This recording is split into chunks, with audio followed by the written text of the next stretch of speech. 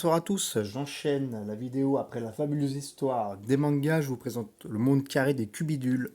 Donc c'est écrit, dessiné par Eleonore Douce Pips, si je prononce bien, hein. C'est chez Albin Jeunesse, et c'est la collection Trapèze. Ça coûte 12,90 € et c'est une putain de bande dessinée, ça déchire sa race, tout public. C'est vraiment très très bien. Donc ça, moi j'ai adoré parce que voilà, c'est très porté sur le message écologique, tout ça, etc. C'est une thématique que j'aime beaucoup. Format carré, tout est respecté. C'est vraiment très joli à voir, très bien dessiné. C'est à tout, enfin, vraiment, c'est fantastique. Donc en gros, c'est le monde carré des cubidules où tout est carré parce qu'ils veulent tout à leur image, ils mettent tout carré, les oiseaux doivent être carrés, les animaux carrés, ce qu'ils mangent carré, tout carré, ils doivent être verts aussi, donc il y a une couleur prédominante, le vert tout le temps, vert, vert, vert, vert tout le temps. Les hélicoptères sont carrés, ils font pousser des melons dans des cubes pour qu'ils soient carrés, voilà, ils veulent tout à leur monde, quitte à déforester, à tout casser pour que tout soit à leur image. Ça me rappelle quelque chose, ça me rappelle l'être humain tout simplement. Donc ça c'est autre chose, donc voilà, donc il y a une grosse dénonciation sur les problématiques écologiques. Hop, je vous montre quelques images rapides. Et en gros, en fait, pour vous faire rapidement l'histoire, en fin de compte, c'est Cubidule.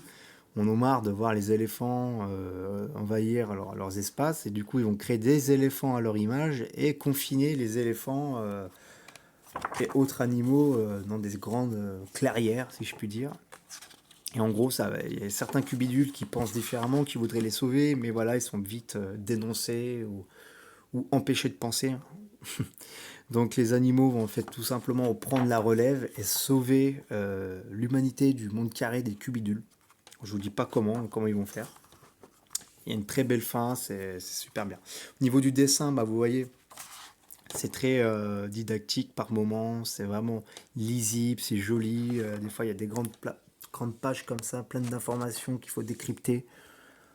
Prend son temps, c'est une BD que j'ai vraiment adoré, c'est vraiment une belle bande dessinée, hein, franchement, j'étais vraiment surpris. Alors, des fois on a des schémas comme ça, c'est très drôle.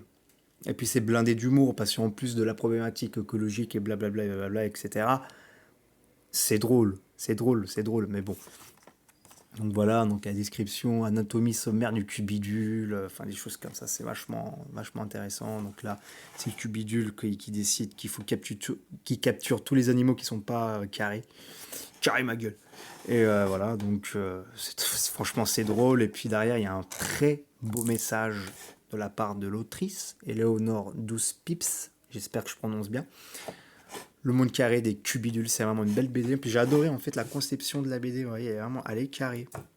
On va jusqu'au bout dans le concept, hein. C'est vraiment c'est très intéressant. Très très belle couleur, très, très beau concept. Hop, attendez. Et hop là, ça aussi j'aime bien quand on voit les grandes illustrations sur la première et la quatrième de couverture.